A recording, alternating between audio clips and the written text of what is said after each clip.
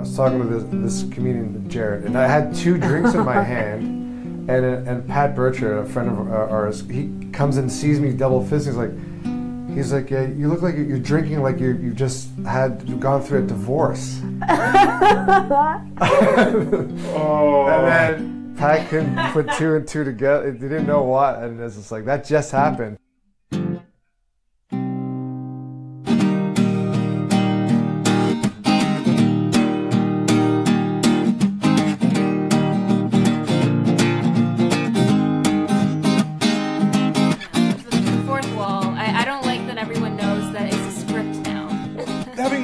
Having one part of your intro being a script isn't a bad thing. It's just a way to start the rest of the conversation. I was supposed to be regarded as a riff master. You are a riff master. Hey man, intro is usually about 10 minutes and like 20 seconds of it is scripted. I think that's okay.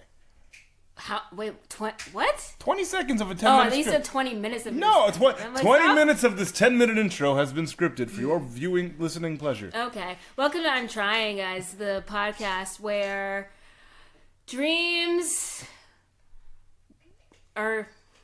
I can't even think. I wanted to do a Hilary Duff, Lizzie McGuire quote, and I realized very quickly that that's not how the song goes. What were you going to do? Hey now... The podcast where dreams are made of? Yeah, the podcast where dreams are made of. Hey now, I'm Jhanelle Dennis. And I'm Jacob Derwin. Thank you so much for joining us eventually. For episode 6. I believe this is episode 6. Yes. It's good to have you. We're happy to have you. It's nice to see you in the... We can't see them. I don't know, man. I don't know. We need to think of we need a better way to describe like, I'm not hearing you. Like, it's not like on TV, it's like there's this kind of illusion that they're seeing you through the screen. There's no illusion that I can hear you in the podcast. So there's no illusion that they're whispering to us? No, I don't think there is. Unless they're ghosts. Well, I don't know about you, Jacob, no. but I hear I hear our listeners. I hear what you're saying. I just walked right into a ghost conversation. Oh, no. Reginald, I hear you, Jacob. Do you know a guy named Reginald who listens to the podcast? Or did he just pluck a random name out of the air? It sounded like a ghost name. Oh yeah, just like an old guy who died in a castle. Yeah. Also, speaking of ghosts, have you heard of ghosts? I mean... Have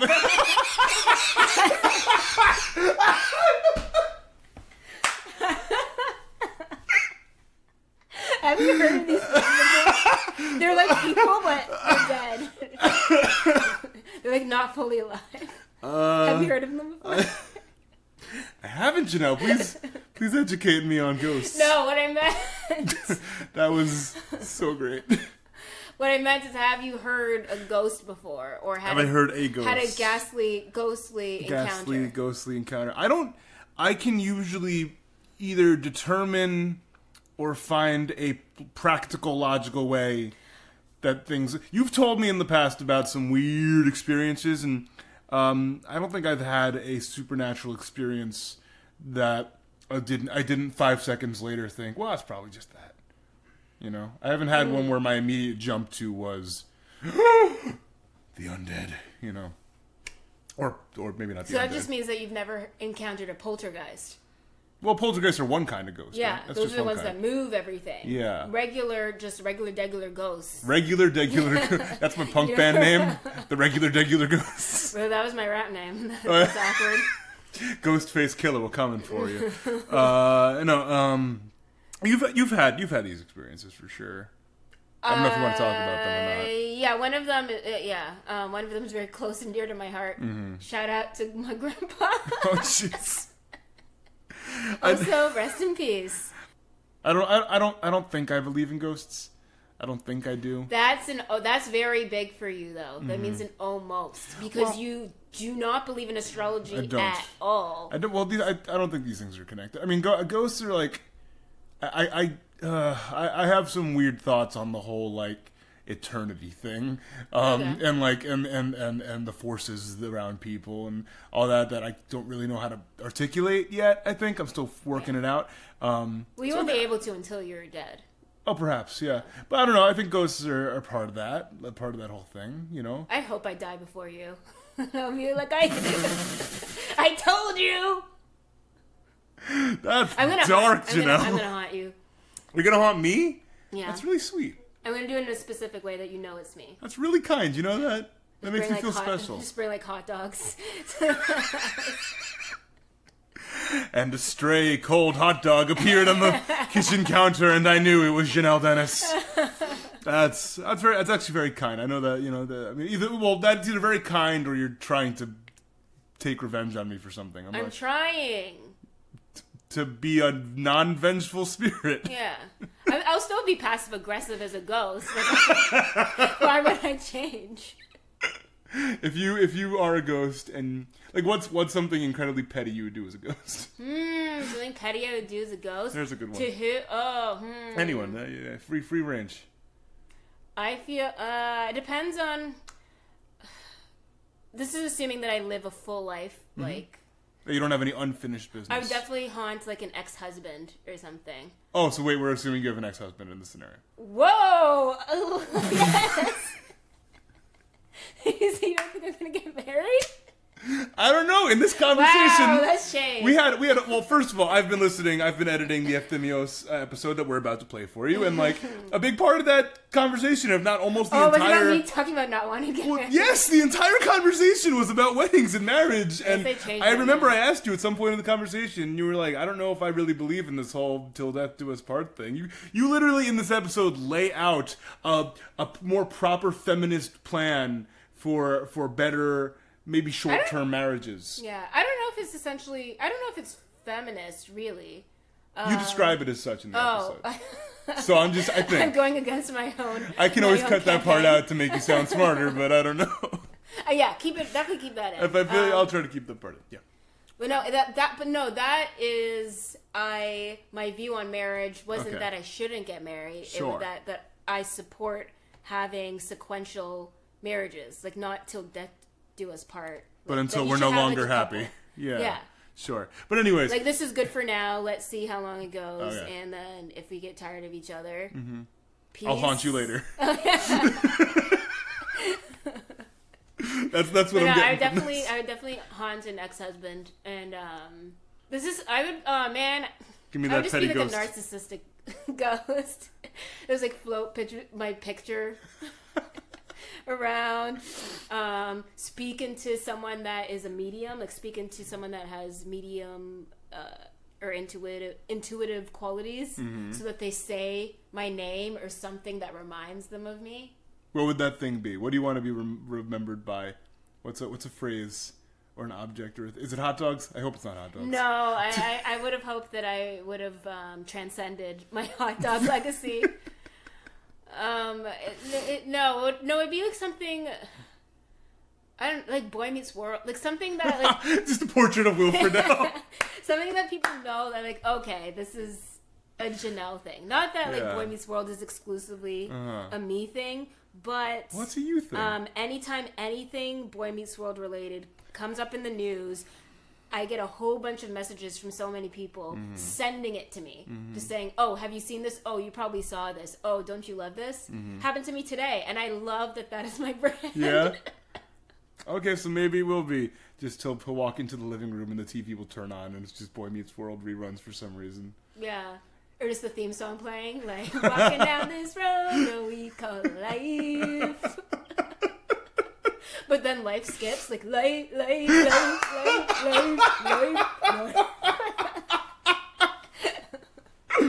Ooh, chilling. Ooh. Anyone else just feel a shiver go down their spine? As the sirens from the ambulance ring out in the background. That's scary. That's real creepy. Yeah, we're in Brooklyn. It's not that hard to believe. Yeah. All right. How about we introduce our guy? Yeah. Let's do it. Shall we? So tell me how you met Efthimios. He's a comedian. Yeah. I met him in Toronto doing comedy. Both of us do not live in Toronto at the moment. He is now in Vancouver, ripping it up everywhere, killing it. He comes out here to New York sometimes too. He was out here recently. Which is when we caught up with him. Yeah. And he's just a super funny guy, very stoic, which makes his comedy really, I think, unique. Oh, he looks like hopefully this isn't weird to say. You can cut it out. He looked like all of our mutual friends say he looks like a Greek god. He's a very handsome man. Yeah. I hope he's okay with us saying that. He's a very funny, intelligent, gentle, handsome guy. Yeah. And he's so genuinely sweet. I felt very, very comfortable talking to him during our conversation, despite only having met him a few moments before. Yeah. He was incredibly lovely and very open to talk about things that probably most people are not super down to talk about. Like, it's no spoiler because you're about to hear it, but like, most of today's episode is about like relationships and marriage. Yeah. In particular, and Efthimios' big stories, he was set to be married twice already and has called off both weddings. Yeah. And he's able to talk about it in a way that's very relatable and funny and honest. And I appreciate that because he Beyonce'd it, man. Lemonade. He took it and he made it into a fringe show Yes. that did well in Vancouver, Toronto, all over. Yeah. Disengaged. There you go. Brilliant name. Great name. Yeah, he's and above all, he's a very sweet guy. Yeah. And we actually got to see him perform that night at the New York Comedy Club. Yes. So I got to see him do his thing too. Right after talking to him, he's a great guy. It was a great chat, and I hope you enjoyed it as much as we did. Valentine's Day. This is my first girlfriend ever. It's like we've been dating for like not even a month or so. Sure. So I planned this romantic French dinner, and then we were just gonna, who knows, go have some wine. It was gonna be great. So we go for the dinner. It's like freezing cold. Like everything's iced over. Leave the restaurant and go to my car at the time, and it gets towed. Everything's in there. My Valentine's Day gift's in there. My cell phone is in there. And this is when cell phones were just coming out. So it was like shit. This is becoming a handy about my cell phone. So all my stuff's in there. She's freezing. We're dressed to the nines, and it's just like it's the worst thing. So now I got to walk to a payphone to find out where it was towed. And I catch a patch of ice, and I do this huge backflip and like land flat on my back, like Joe Pesci and like Home Alone. Like, God! And I'm lying there. Somehow she doesn't laugh, and then so I'm lying there, and it's just She like didn't laugh? She didn't laugh. I told my friends like, "Oh, that's a keeper." I was just like, "Yeah, if you only knew." It's not a keeper. It's a keeper, not till the very end for not laughing. And then, so it's like the worst night. So like I get towed, which is like $500. Yeah. Do the backflips. I get like a sore back, and then Icy hot, Yeah. another $20. yeah. Oh my god! How did this resolve? Was she? I mean, wasn't one of the girls? Was Well, it? yeah, I called off for the wedding. So I mean, that's a. Oh, wait, this was one of the. This is one of them. Yeah. Oh my god! This is early, this is in the early stages. Oy. Well, I just remember I was. Well, there was your omen. Yeah, I've called off 2 weddings. You've called off So- 2 weddings. Whereas your embarrassment is like mine is like a sustained. Wow. This is kind of that failure just carry with me. Yeah. Dumb question. Was it 2 different people? Yes. And Wow. I did the calling off. Yeah. Okay. I mean, You did the calling off. Yeah, both. Wow. It's funny. I went out for. That's my dream. And it's to call them off. to call off 2 weddings. Yeah, I Planned can't weddings. do it anymore. Call But Planned weddings. Yeah. yeah. That's twisted. So how old were you when this happened? Man, the first one. The first one, yeah. I was 27. Okay. And the second one I was a few years ago, so what, like 35. Mm-hmm. Wow. No, so what happened? I mean, I had a friend recently, an old friend of mine who's my age, who's 23, who just called off a wedding. And 23 seems like a good age to call off a wedding. Yeah, it seems like you're coming All to your ages. senses. Yeah, I think all ages are good to. Yeah. There's really no wrong time to call off a wedding. Tell me about what happens if you're down to talk about You know it. what it is with that just means that the relationship is over. Like I shouldn't have been in these relationships for that long. Yeah. And I think that the wedding created this like a deadline, or like you're like, this is going to be for the rest of my life. So it's like it put things in perspective. Like, man, I shouldn't be with this person. Mm-hmm. So the wedding will take care of that. You're like, no, that's a good place to stop. Well, because a lot of people they just get married and they just work it out afterwards. Or I guess so you're it was right a about tough. It's not easy because just the conversation is awkward. How did you even approach that conversation? Well, the first one was kind of like. Because you were the one that proposed. Yeah, right? definitely. Okay. Yeah. Wow. The second one was more interesting and it's more brutal. Okay. Because I knew as soon as I proposed that I shouldn't have done it. Whatever I was supposed to learn from the first one, I didn't. And then I remember I was downtown. I was going to go get marriage certificates, like to start that process. And I ran into my best friend, who was going to be. He's the best man. Would have been the best man at the first wedding. Was going to be the best man at this one. What a guy. Yeah. So, and he's married. So like we were just talking, and I was telling him how I was having doubts, but it's different. And then he's like, well, I was like, am I making a mistake? Like, do I go through with this because I didn't the first time? Did I just chicken out the first time? He's like, well, no, if you're having those serious doubts, you can't ignore them. And then he was telling me that he loves his wife more each year, so then that stuck. And I'm like, well, I'm not in that situation. So I went from getting certificates, and then I got a text, something about flowers for the wedding, and I was like, well, where are you right now? Let me just tell you, let me just meet up with you. And she's a preschool teacher, so she was on her lunch break. Yeah, I'm familiar. Yeah. So I drove in my truck on her lunch break. She's like, why you couldn't just text me about the flowers? I'm like, well, and then I was like, listen, we can't At work. At our work. Well, yeah. I guess there's no good time. That's what I was gonna say. There's really It wasn't in front of the kids, was it? no. Okay. That'd be hilarious. They're just holding her hand. She's holding hands with the kids, and so I was like, we can't do this, and then I was kind of crying after she left. I was sad. I called up George, and then she's like knocking on the window. So I was like, George, I gotta let you go. She's still here. And then I had to roll down the window, but not all the way. Just enough so that I could hear her. And then she's like, Oh, no. Like the kind of roll down when you don't have when your windows are fogging up, your windows are fogging up, and you need to. Need a little she's air. like, we need. Are you sure? And I'm like, yeah, I'm sure. And then I slowly rolled up the window, and then just kind of drove off. Wow. Yeah. So how do you follow that up? I'm assuming you had to see each other again. Yeah, were you We guys did. living together? We were. So then she moved out, and then I eventually moved out of that place, and then we tried to get back together like months later. Whew. And we did for like almost a year. Did you try and get back together with her? Like, I made a mistake. I want Kind you of, back. yeah, one of those. But then it was just, yeah, not in the right place. Shouldn't have done it. And this was the first time or the second time? This is the second time with the second person. Got it. Yes. Assumed. Okay. Okay. I mean, that's momentous. That's kind of huge. Like, It is. what do you I guess. do in the aftermath of that?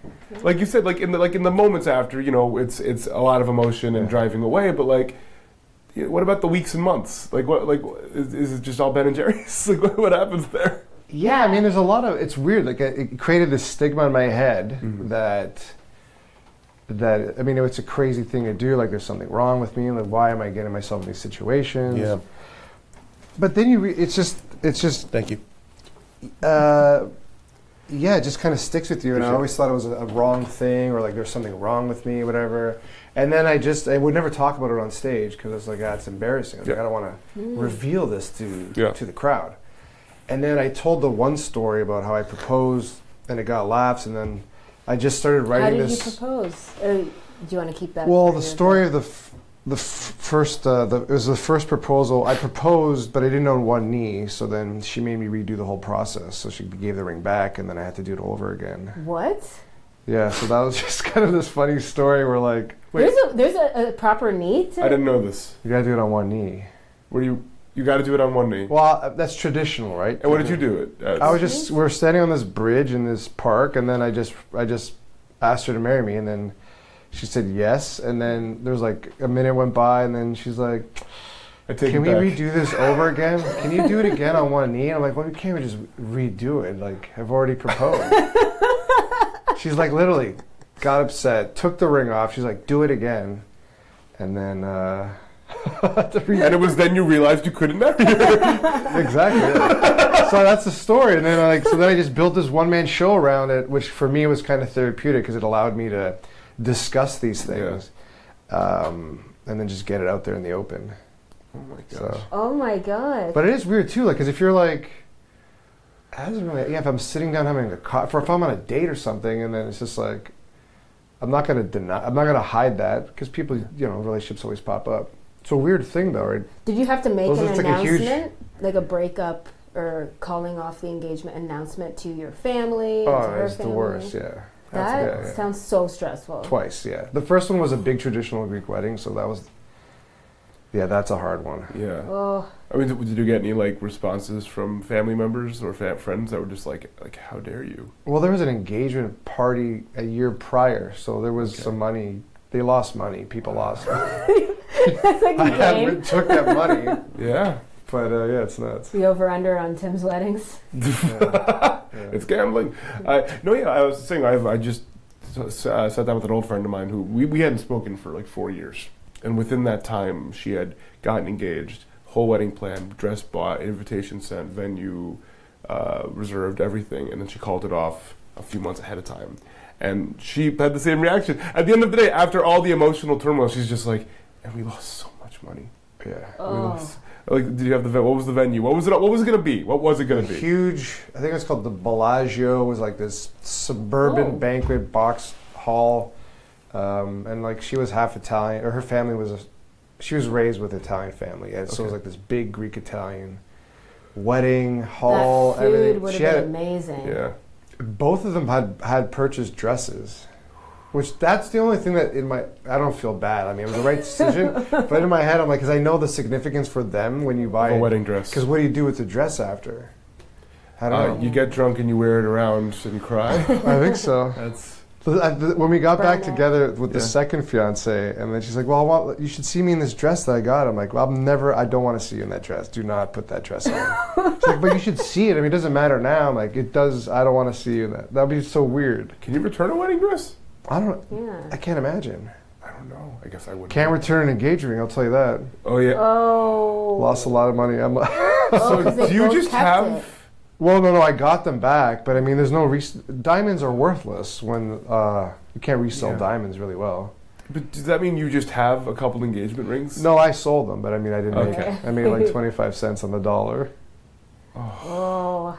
I'm over it, guys. It's good though. I've gotten. We're still feeling it. Everyone. Yeah, so it's just kind of like. I think a lot of times people get into relationships to. I don't know, fill voids or 100%. because you think that you're gonna get it creates like a self-worth love thing. Yeah, for sure. Mm-hmm. So I mean, you mentioned it earlier that like you have to mention it when you're going on dates and stuff. But like, what kind of response does that garner from? Surprisingly, people aren't judgmental. That's cool. Yeah. I would think they are, but then they're just not. I would think they'd be like, "Oh man, red flags." Like, yeah, will I be number But I think 3? a big part of it too is that you got to the marriage stage. That you asked them to marry. You asked them to marry you. Yeah, but I shouldn't have. Like, it was just kind of like I just thought that was a natural progression of the relationship. Oh, you thought that. Second one, I was kind of pressured. Oh. Uh, So it wasn't like, I'm so in love with this person, I want to spend the rest of my life. Yeah. Which is insane. It's scary. Are you afraid of marriage, Jhanelle? I have different opinions on marriage that I've only been honing recently. Sure. I used to think that I didn't want to get married, but now I just wish as a society that we could reframe marriage in general and have them be like work contracts or work contracts. Like athlete that you contracts. can renew after a certain time. Yeah, I think that once you're dating, so you can be in a Gillette commercial. Once you're in that's a dumb football commercial joke. I'm sorry. Oh no! No, this is the. I sincerely apologize. This is the. I think this is extremely feminist. So, I think after 3 years, 3 to 4 years, then you should only be allowed to even apply to get married after you've been dating around that time. So you're telling Ari and Peter should never even gotten that far? I mean, I think if you write a song for someone and you have it on an album, that that can be an exception. Okay, noted. Anyways, continue. Yeah, and I think, okay, so then you get married, and then the marriage, you choose what you want. So you choose, do you want a 3-year contract? Sure. Don't think any further beyond that 3-year contract. And then at the end of the 3 years, it's expected that you're going to leave each other and go on with your lives, unless you're so in love that you want to renew your contract for another 3 years or 5 years. That's very testy waters. That's tough if the people are on different places. Yeah, but then you just wouldn't get married then. So instead of till death do we part, it's till our contract runs out. Yeah, I don't even believe in until death do we put. Oh no, this is not going to age well. I just think like there's a life coach that I'm into law of attraction. Well, whatever, we can cut that out. I'm not cutting it out. And one of my favorite speakers says, people are thinking too far along into marriage. Just think, or even your relationships, you have all these expectations. Just think, I like what this is. I like what we are. Let's just enjoy this right now. Which, now that I'm thinking, I would hate a guy to say that to me, though. Mm-hmm. She said, listen, 3 years, and then we're done. Yeah. But I think I would be done after 3 years. Yeah? That's like a good amount of time. Or it's 5 Seems like a good wedding, good marriage. I don't know. All of the people that I look up to have all been married a few times. Mm-hmm. Like even, bmaybe bad example, like Richard Pryor was married like so many times. Sure. That's a Quincy very specific weird example because he grew up in a brothel, so it's kind of... Oh, yeah. His idea of marriage is a little different. Yeah. I'm curious, like, I haven't been in a relationship in quite a while. So, like, how did these start? Like, and at what point along the way did you realize that, like, it probably should have ended, but it didn't? Like, did you remember a certain moment in the relationship, or either of them, where you were just like, I don't know why I'm letting this continue? Yeah, the second one for sure. As soon as I proposed, I was like, this was a bad idea. I really knew I shouldn't have proposed, but it's weird. You're just trying to make the other partner happy, and you're like, I love being with this person. Sure. I mean, I come up from a traditional Greek family, so it's like the first person, that was my first relationship. So it's just like, family acknowledges, you guys are going to get married one day. We were together for 7 years in total. Wow. So I have nothing to compare it to. So it's just like, okay, so this is what happens. You get married. But my gut told me many times, this feels weird. Like I would get pain in my gut. Throughout those 7 years. Whoa. Oh, I'm like, this feels weird. And what were your friends saying? Were they like, oh yeah, that's a guy thing? Well, guys don't talk to each other. They're like, tell me how you feel. No, that never comes up, right? So not at all. Well, like I said, I had my best friend, George, who talked me through the second breakup, so that was good. That was probably the first time I opened up about it. And this is married George, too. Yeah, right? married George's great. Yeah. Wow. He's got his life together. Oh, man. That's really... Not to say I don't have my life together because I'm not married, but... But did you feel a part of what kept you in it was the excitement from your family and friends? Like, oh, you're getting pressure, married. Yeah. Oh man, once you plan a wedding, it's a huge thing. It's a family. It's like families merging. Yes. So it's more, it's more like you're coming into my family, I'm coming into your family. They're all like, everyone loved each other, like taking it around as like an extended family, and then you're just like, how do I... So you're breaking up with the entire family. Yeah, really. Yeah. I know. I've heard of people breaking up and being like, I just want to hang out with his mom. Like I just want. I love his dad so much. He's so nice to me. But nope, you probably shouldn't be hanging out with them. Yeah, I love the second fiance's family. I loved her parents and her brother. I was like, man, this is gonna suck. This is a good family. This is a good idea. This is fine. Yeah. This is fine. That's cool. You know when you're saying this is fine, that there's probably something else. Yeah. And I proposed like within like 6 or 7 months in the second one. So it's kind of like a fast in, yeah. Whew. That's kind of a big stark contrast from 7 years. Yeah. But you definitely didn't learn. Like it's like I've learned. Like, now it's taking me these years to kind of learn what I need in a relationship or what I don't need. Or yeah. I mean, these are pretty big trials to learn that, but you get there. That's one way to do it. Sure. One way to do it. Like to invest years of time and money, and then find out I shouldn't do that. And heartbreak. Yeah. Yeah. And also with your career, you're on the road a lot, and That's another thing too. Like that obviously didn't help Mm. being a comic. How did it make it harder? Just Well, just not being distance? around all the time. Yeah, distance. Yeah, I'm guessing they didn't take well to that. No. No. Even my I latest love relationship. distance, I don't think relationships work. Yeah, if that one partner is not used to having someone gone for so long, it's never easy for them. Yeah. Yeah. Do you think you could do it, like with your partner away? Like if you, I mean, let's say the roles were reversed. Let's say you were a homebody, you were working in one city, and your partner was the one who was going. Do you think you could handle that because you know what it's like? I think if there's it's a huge trust thing. You'd have to feel secure in order for that to happen. trust is hard. Trust is hard. Yeah, in my last two partners, there was not a lot of trust there. Yeah. Like my last girlfriend, my fiance, if you don't trust, there was no trust from the beginning, which is never good. And it goes both ways, though, Yeah. because on the receiving end, when you feel that your partner doesn't trust you, You don't trust them. yeah, I always felt that they could end a relationship at any time because they didn't trust me. yeah, and it's like, Yeah. what am I doing that for you not to trust me? This is annoying. Was there a certain reason? Did something happen? It's usually from their own past. Okay. And then that starts it. Sure. And then being on the road is like, how can I, if I already have trust issues, how can I trust this person that's not around, or is out, God knows, that's out late?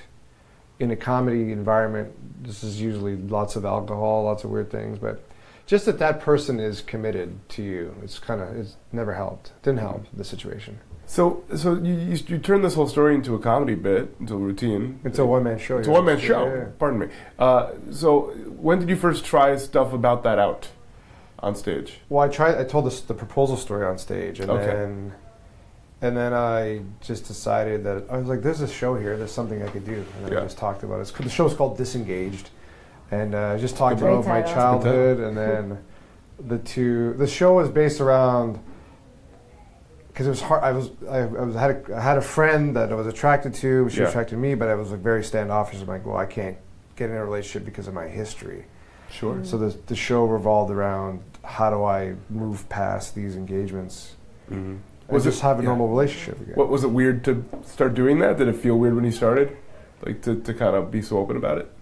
Yeah, for sure. Because it seems like it's a huge failure, but that's just, people don't see it that way. They're just like, oh man. Well, a lot of people came up to me like, man, that struck home. I've been in relationships that I stayed in too long, and then I think it changed my comedy too, because I've never really been that vulnerable on stage. Sure. So as a comic now, like a lot of my material, I'm not as scared to open up about certain things, whereas before it was more like persona first and less vulnerability, I guess. But that's such an audience draw, such a pull, that when people look at you, they're going to be like, this guy doesn't have relationship problems. What is he talking about? So guys would watch that and say, oh man, I've been there. Even women be like, oh, this is what's happening on the inner workings. I think if I'm spending time with friends is huge. Yeah. Because like generally they've been with you through the worst things, and like they can make light of it, and then I feel comfortable making light of things. It's like, oh yeah, it's not that big of a deal. Sure. Especially, well, I find with comedians, it's just like they'll make fun of anything. Yeah. So it's just like, this is really not. It kind of takes the edge off a lot of things. So, which is how this all started. Was me trying that on stage. Is like a friend of mine, Kevin Soldo, was just like, you got to tell that story. Tell that. I was like, man, it feels. He's like, no one. It's fine. Like it's a good. Yeah. No one's gonna judge you off of your comedy, off of your story. But so that for me is so having funny friends is pretty helpful. Yeah, definitely. Yeah, there you go. I know we've talked to some people who, like, when they were in a funk, like they wanted to stay kind of far away from comedy. They were like, I don't want to go anywhere near it. Jhanelle talked about how, like, when they feel like it's not working for them, it was more business industry stuff. It was more like career stuff when it wasn't working out. They were like, I don't even want to look at it. It's going to make me feel worse. So it's interesting to hear the other side of it. Like, no, actually being around that made me feel a lot better. Well, it's kind of. I think it's kind of similar, because in a relationship setting, it's like, oh well, I'm going to stay away from all these lovey-dovey situations. And did you ever find yourself seeing your friends getting engaged or going to weddings and being like, man, I hate this? No, but it's funny. Happy The birthday. same friends at those weddings know that in the back of their mind that I'm probably thinking about something or they'll laugh about it, but nothing. No. They're like, guys, don't be careful, boys. Guys, it's funny. The day after I called off the second engagement, I was at the Comedy Bars, a club in Toronto, and I was talking to this comedian, Jared, and I had 2 drinks in my hand, and Pat Bircher, a friend of ours, he comes and sees me double fisting. He's like, yeah, you look like you're drinking like you just had gone through a divorce. Oh. And then Jared starts dying, and then Pat couldn't put 2 and 2 together. They didn't know what, and it's just like that just happened. Almost. And I was like, I laughed too. It was like that was like a huge cathartic moment where you just like let it go. It's just like, yeah.